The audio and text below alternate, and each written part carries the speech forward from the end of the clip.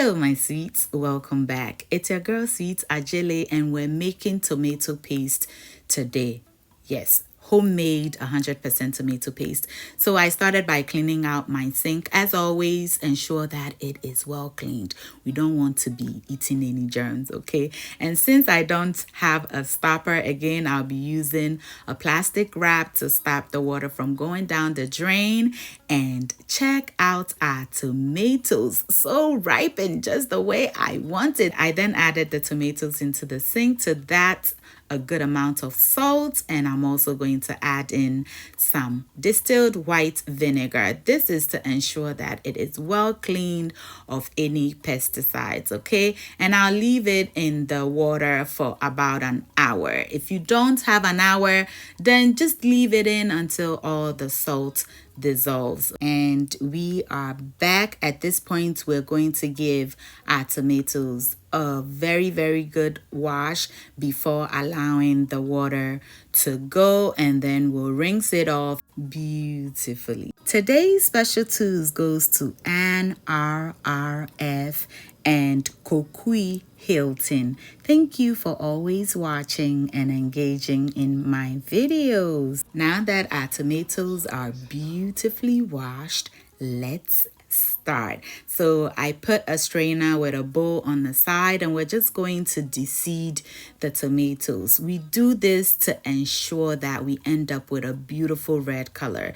If you blend your seed, it's going to whiten your tomato paste. And since we are not adding anything to it to make it more red, you want to ensure that you get out all of the seeds and then transfer it into your pot. These are too small to get rid of the core, so don't even worry about that. Once you've added everything, cover it and bring it to a boil. I actually turned the fire on while I was cutting it, so it started heating up, and within minutes, look at all the juice that our tomatoes released. So we're just going to let it cook down completely, just like this. I'm going to go ahead and transfer it into our strainer because we want to get rid of excess juice. Now, if you have a blender that isn't as powerful, then go ahead and blend everything just the way it is. I want to have as little juice in it when I blend it as possible. So I'm not allowing all the juice to come out completely, just enough so that we won't be tomato pasting forever. Once enough of the juice comes out, we're going to transfer it into a blender and blend it until it is nice and smooth. For the first method, I'm going to pour it back into the strainer to get rid of excess juice, okay? Just pour it in, set it aside to do its thing. The second method though, we're going to pour it into a baking tray, and I'm using a pie dish, and I'll spread it out into about a 1/2 inch thickness because you want it to be as thin as possible. Place it in the oven at 275 degrees Fahrenheit. You can go up to 300, ensuring that you check on it every few minutes, maybe about 10 minutes. Give it a good stir. Ensure that you clean the sides of your tray so you're not losing a lot of your paste to the sides of your tray. Place it back in the oven and repeat the process until all the moisture dry out. Now on to the next method. So the paste have been in the strainer for about 30 minutes, and this is what we got out of it. We'll transfer it into our pot, spread it out, turn the fire on to medium. Once it begins to boil, you want to turn it to medium low because you do not want this to burn.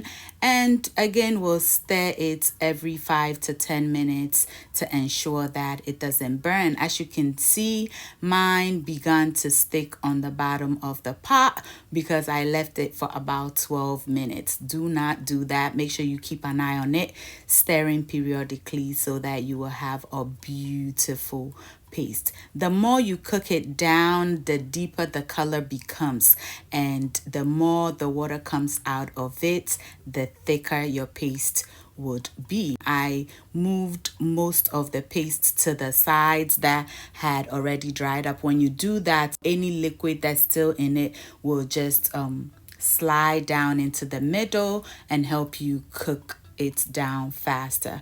Also with this, you want to ensure that you're cleaning the sides of your pot so that you don't lose a lot to the pot. Okay, I'm just going to spread it out again to see if any liquid will come to the middle to let me know that we are not quite done yet. And as you can see, it is still dry for the most part. With a closer shot, you can see just a little bit of moisture left and nothing much is coming to the middle. So I know that my paste is as good as done. Ensure that your tomatoes are super ripened like mine. Here is the final look. Look at the one that we baked. It looks beautiful.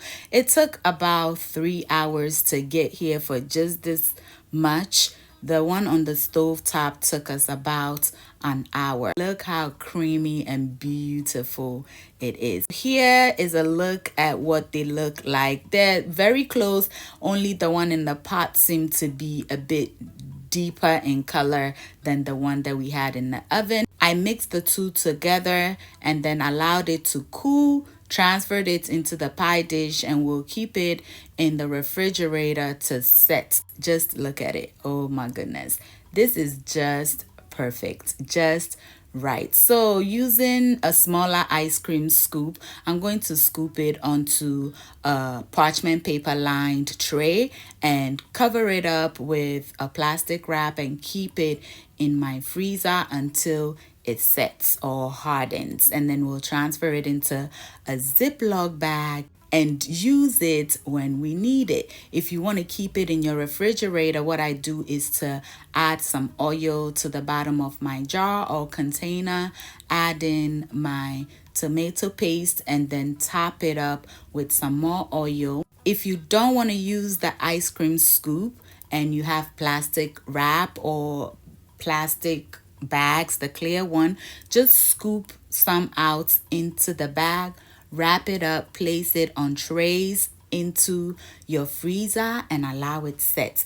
Ensure that you're scooping it according to how you use it so that it's not too small or too big for the purpose of which you're needing it. At times I make some big when I'm making only tomato paste jollof rice. Ensure that the ones that you keep in your refrigerator, you top it up with more oil, cover it with plastic wrap before the lid to ensure that it is nice and airtight. Okay, so here I am trying to be economical, so I use just one strip and I split it into 3. Whenever you use the one in your refrigerator, ensure that you retop it with the oil or make sure that oil is back on top of it before placing it back in your refrigerator. Use it between 2 weeks to a month, or just keep an eye on it. As long as there's oil on top of it, it shouldn't go bad. Okay, so there is that. And here we go. The one that we scooped are ready, and we're going to get it off into our bag and back into the freezer. If you've enjoyed me until now, I do want to thank you so very much. Why not let me know where you're watching from, and I'll give you a special too in our next recipe. Also, share it to somebody if you found this recipe useful. Until I see you in the next one, stay safe, keep loving each other, and remember that the love of God and family is life's greatest blessing. And guys, ke unamini uchemi sweet mahabotu. Bye, y'all. Sending money any other way? Tap Send is the way to go.